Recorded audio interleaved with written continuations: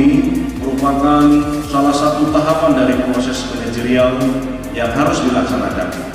dalam rangka menyamakan pola pikir dan cara bertindak serta untuk meningkatkan kemampuan dan keterampilan seluruh personil yang terlibat dalam operasi lindung tahanan tidak. Sehingga diharapkan dalam penugasan di lapangan nanti, para personil benar-benar mengerti dan memahami apa yang menjadi tugas dan tanggung jawabnya, yang pada akhirnya dapat mensukseskan pergelaran operasi sesuai dengan rencana operasi yang telah dibuat. Hadirin dan peserta alat praop yang berbahagia, sebagaimana kita ketahui bersama bahwa setiap perayaan Natal dan Tahun Baru,